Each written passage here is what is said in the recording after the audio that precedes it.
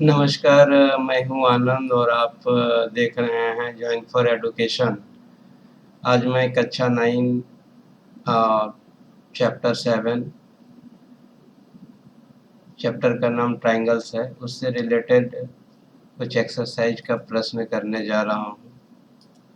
आज मैं एक्सरसाइज 7.4 का प्रश्न हल करने जा रहा हूँ।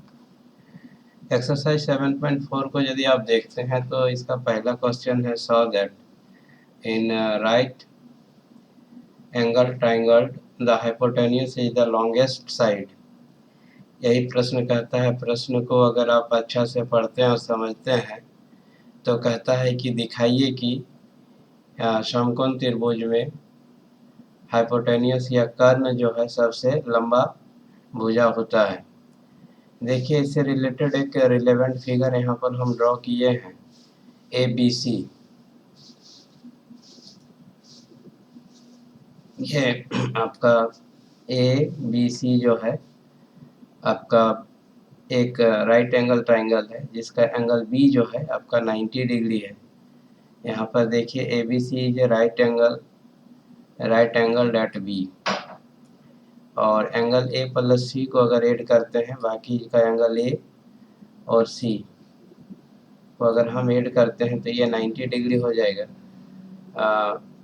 क्योंकि हम जानते हैं कि sum of three angle of a triangle is 180 degree.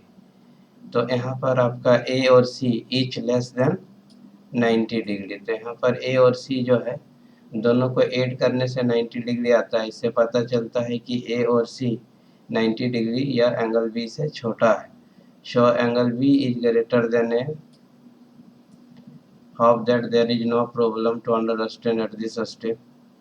Therefore opposite side of B is AC. Therefore AC and opposite side of angle A is BC. So AC is greater than BC.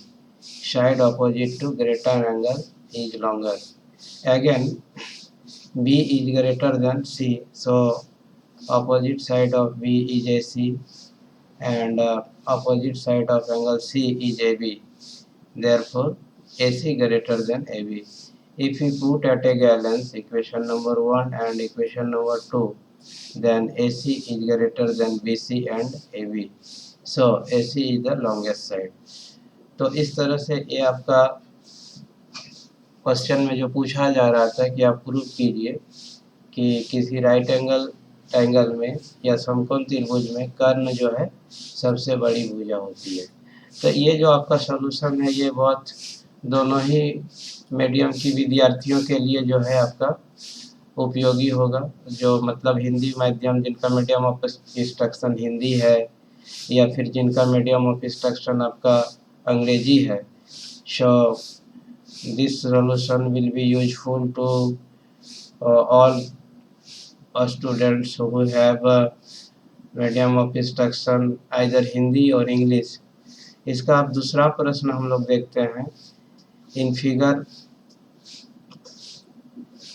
Side A B and AC of triangle ABC are extended to a point P and Q respectively.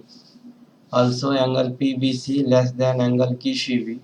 Show that AC greater than AB. तो आपका इससे जो relevant यहाँ जो figure है वो आपका दिया हुआ है। ए बी को एक्सटेंड किए पी तक और ए सी को एक्सटेंड किए हैं की तक।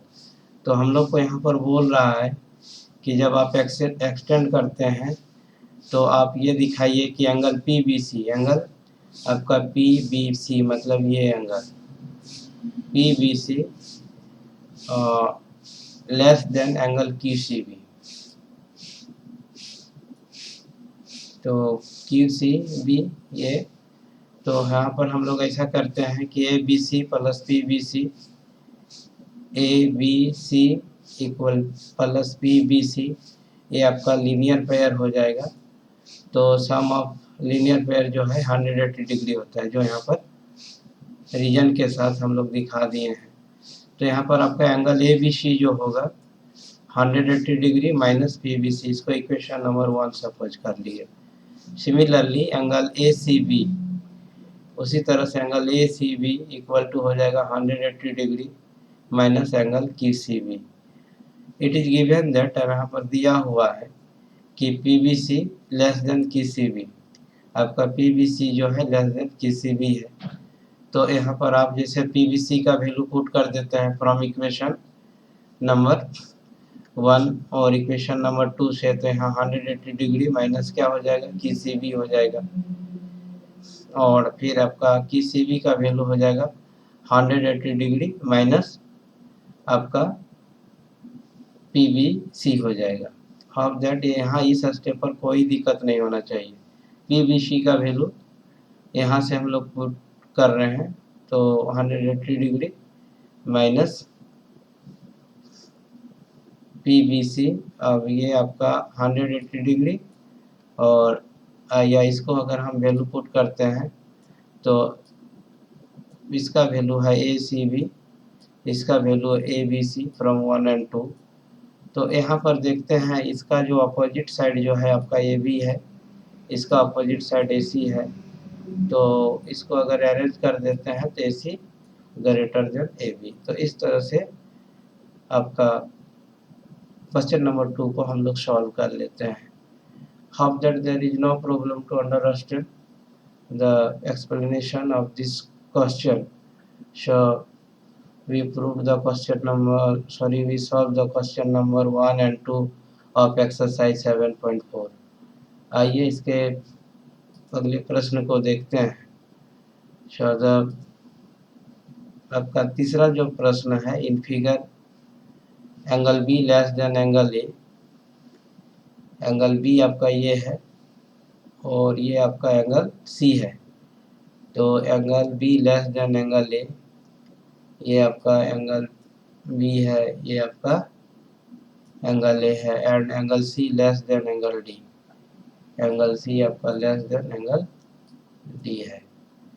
तो यहाँ पर हम लोग देखते हैं कि angle B less than angle ए ये दिया हुआ है, तो इससे बी का जो अपोजिट साइड जो होगा आपका and B O greater than, तब यहाँ क्या हो जाएगा ए ओ, या बी का अपोजिट साइड आपका हो जाएगा ए ओ, और ए ओ आपका जो है लेस देन यहाँ लगाएंगे, ए का अपोजिट साइड आपका हो जाएगा बी ओ। सो यहाँ पर B O greater than A O. अब side opposite to the greater angle is larger. अब यहाँ पर एंगल सी और डी में भी देख लेते हैं, तो यहाँ हो जाएगा C O greater than D O. Half that, आपको यहाँ और इस स्टेप को समझने में कोई दिक्कत नहीं हुआ होगा, क्या है कि रीजन दोनों का सेम ही है। Side opposite to the greater angle is longer. अब ऐड करते हैं 1 और 2 को, तो बी ओ और सी ओ को यदि हम ऐड कर देते हैं तो हमको मिल जाएगा बी सी, और ए ओ और डी ओ को यदि हम ऐड करते हैं तो हमको मिल जाता है ए डी। तो ये आपका B C greater than A D या A D less than B C. तो इस तरह से आपका क्वेश्चन नंबर 3 जो है सॉल्व हो जाता है। अब दैट यहाँ पर कोई प्रॉब्लम नहीं होना चाहिए, और यदि कोई प्रॉब्लम है तो आप हमारे यूट्यूब के कमेंट बॉक्स में लिखिएगा, मैं आपके डाउट को क्लियर करने का प्रयास करूँगा। ये अगर हम यहाँ से फिर से देखते हैं question number 4, A B M C D are respectively the smallest and largest side of the quadrilateral ABCD। ये आपका क्वेश्चन नंबर 4 है, ये आपका क्वाड्रिलेटरल है, बोलता है कि ये आपका सबसे स्मॉलेस्ट साइड है और ये आपका सबसे लॉन्गेस्ट साइड है, और बोलता है कि तो ये सॉ दैट कीजिए कि एंगल ए जो है आपका, ये एंगल ए हो जाएगा, angle A greater than angle C, ये हमारा एंगल सी है, ए बी सी, ये एंगल मेरा सी है, और angle B is greater than angle D, ये एंगल बी है और ये एंगल डी है। तो इसको प्रूव करने के लिए हम लोग क्या करते हैं कि कंस्ट्रक्शन ड्रॉ कर देते हैं, मतलब ए और सी को ज्वाइन कर देते हैं। तो ये एंगल 1 हो गया, 2 हो गया, ये 3 हो गया और ये 4 हो गया। अब हम लोग यहाँ पर ये करते हैं कि B C greater than A B, आपका ये BC है ग्रेटर देन AB, मतलब ये यहाँ पर जो क्वाड्रिलेटरल है AB सभी साइड से छोटा है, तो BC से भी आपका क्या होगा, छोटा होगा। तो BC का जो सामने का जो एंगल होगा या ऑपोजिट जो एंगल होगा आपका एंगल 2 है, तो एंगल 2 हो जाएगा आपका ग्रेटर देन AB के सामने का जो एंगल है 4 है, तो 4 से बड़ा हो जाएगा।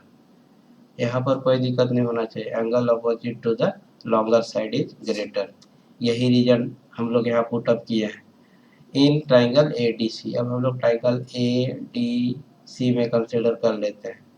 तो आपका ये जो CD जो है बोलता है अकॉर्डिंग टू द क्वेश्चन ये सबसे बड़ा साइड है या सबसे लंबा साइड है, तो यहाँ पर CD आपका ग्रेटर देन हो जाएगा AD। अब CD के अपोजिट का जो एंगल आपका होगा ये एंगल 1 है, तो 1 लिख दिया, 1 ग्रेटर देन, और AD का अपोजिट एंगल आपका 3 है, तो हम लोग यहाँ 3 लिख दिए।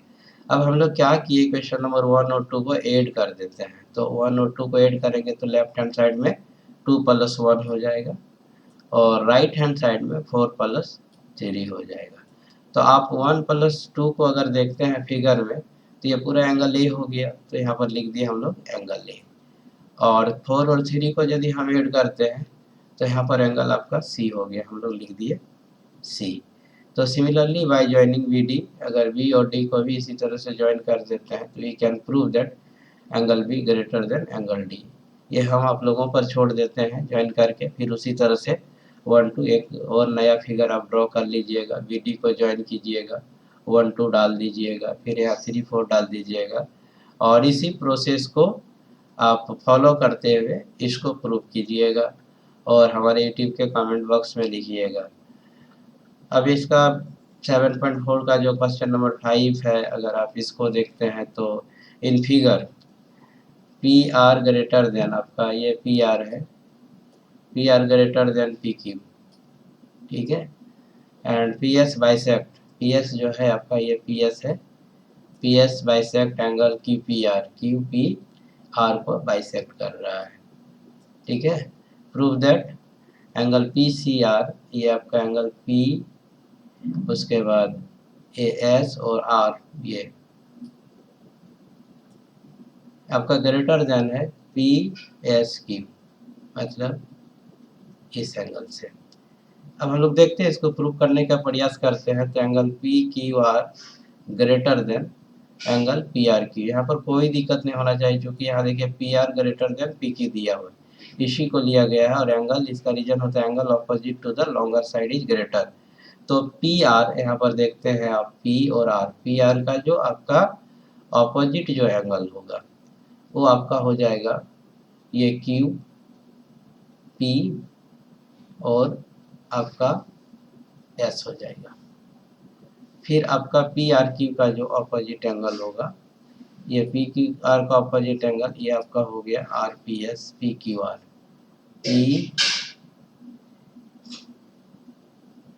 ये PR का ऑपोजिट एंगल आपका हो गया, ये P और R है, इसका ऑपोजिट एंगल हो गया P आपका, फिर आपका S और R, और फिर आपका PQ का ऑपोजिट एंगल हो गया PSQ। तो यहाँ पर उसी को रखा गया है, और PS जो है बाइसेक्ट कर रहा है QPR को, मतलब दो इक्वल पार्ट, ये एंगल और ये एंगल आपका इक्वल हो जाएगा, मतलब QPS इक्वल टू RPS हो जाएगा।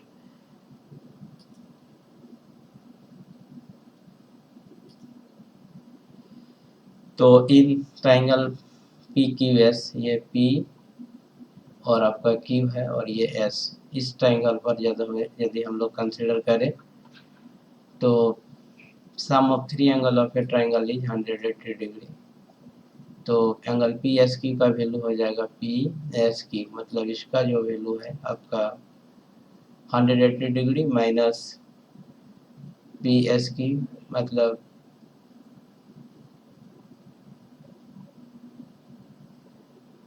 ये एंगल PSQ, और बाकी जो है ये राइट हैंड साइड में मूव करके नेगेटिव चला जाएगा। सिमिलरली इन ट्राइंगल PRS में जब आते हैं तो आपका एंगल PSR का वैल्यू हो जाएगा 180 degree minus P R S और फिर की पी एस। अब ये फ्रॉम 3 एंड 4 में यदि हम लोग क्या करते हैं कि एंगल पी क्यू एस जो है less than P S R, so from 3 and 4 angle P S की less than P S R, तो ये आपका प्रूव हो जाता है। इसी तरह से आपका क्वेश्चन नंबर 6 है। 6 कहता है कि so that all the segments drawn from a given point not on it the perpendicular line segment is the shortest. तो we have a line L and O is the point not on L। ये आपका O है और ये आपका L है, तो O जो है L पर नहीं है। OP आपका परपेंडिकुलर है L पर, we have to prove that OP is less than OQ। और मतलब OP जो है आपका जितना भी होगा सबसे लेस होगा, तो OP लेस देन OS, तो हम लोग कंसिडर करते हैं इन ट्राइंगल OPQ। तो एंगल P इक्वल टू आपका 90 डिग्री हो गया, परपेंडिकुलर है तो ये 90 डिग्री हो गया। और की इज एन एक्यूट एंगल, आपका की आपका एक्यूट एंगल है and therefore angle Q less than क्या हो जाएगा आपका 90 डिग्री। तो आपका एंगल क्यू जो है लेस देन पी हो जाएगा। अब क्यू का अपोजिट साइड आप अगर आप देखते हैं तो हो जाएगा आपका पीओ हो जाएगा, फिर आपका पीआर हो सकता है, फिर आपका पीएस हो सकता है। और आप जब देखेंगे तो इसका ऑपोजिट जो एंगल देखेंगे 90 डिग्री का जो ऑपोजिट होगा वो आपका ओ क्यू होगा, फिर आपका ओ आर होगा, फिर आपका ओ एस होगा। तो यहाँ पर आपका क्या होगा कि ओपी जो होगा, ओपी जो होगा सबसे छोटा होगा, या OP less than OQ, OP less than OQ. क्या है कि ये आपका 90 डिग्री का ऑपोजिट हो जाएगा, और चूंकि ये एक्यूट एंगल है, ये लेस देन 90 डिग्री है, तो ये आपका हो जाएगा। तो मतलब इस केस में ओ पी की वाला केस में आपका ओ की बड़ा हो जाएगा, ओ पी छोटा होगा। ओ पी आर वाला केस में भी वही होगा, ओ आर आपका बड़ा हो जाएगा, क्योंकि हाइपोटेन्यूस सबसे लॉन्गेस्ट साइड होता है, इसे भी हम लोग इसको समझ सकते हैं, और ये आपका सबसे छोटा हो जाएगा। इस तरह से आप जितना भी ड्राउन करेंगे ओ पी सबसे छोटा होगा। तो similarly we can prove that O P is the shorter than O R, O S etcetera, और ये प्रूव हो जाता है। तो ये क्वेश्चन नंबर 6 था। अगर आप क्वेश्चन नंबर ये ऑप्शनल है जिसको हम लोग बाद में करते हैं। तो आज तक हम लोग आज के क्लास में हम लोग एक्सरसाइज 7.4 के 6 प्रश्नों को हल किए। Today we have solved 6 questions of exercise 7.4 and hope that there is no problem of the explanation of each question, and this explanation will be useful to all our students who are studying in class 9. My next video lecture will be related to the solution of all questions of exercise 7.5 of this chapter। इसी chapter का 7.5 के सभी प्रश्नों को मैं हल कर रहा हूँगा। तब तक मैं आनंद आप लोगों से विदा चाहता हूँ, और आशा अपेक्षा करता हूँ कि ये जो है आपका क्लास जो है उपयोगी रहा होगा। यदि आपको ये क्लास उपयोगी लगा तो आप अपने साथियों तक इस कंटेंट को या वीडियो लेक्चर को शेयर ज़रूर कर दीजिएगा। और इसके साथ साथ मेरा एक व्हाट्सएप ग्रुप भी चलता है जॉइन फॉर एडुकेशन के नाम पर। यदि आप हमारे उस ग्रुप में जुड़ना चाहते हैं, जिसमें हम इस तरह के सभी प्रश्नों का, या वो मैथमेटिक्स हो, साइंस हो, या जो भी सब्जेक्ट्स हो, पीडीएफ के रूप में सभी सब्जेक्ट का स्टडी मटेरियल मैं अवेलेबल करवाता हूँ। उसमें एक थोड़ा सा जानकारी देना पड़ता है। यदि आप हमसे जुड़ना चाहते हैं तो हमारे यूट्यूब के कमेंट बॉक्स में अपने व्हाट्सएप नंबर को लिखिए, और मेरे जुड़ने के साथ ही अगर आप उसमें जुड़ जाते हैं तो जुड़ने के साथ ही आपको नाम, लोकेशन, आप कौन सा विद्यालय में पढ़ रहे हैं और आपका मीडियम ऑफ इंस्ट्रक्शन क्या है, ये सारा जानकारी आपको देना पड़ता है। धन्यवाद, आप हमारे साथ बने रहे उसके लिए।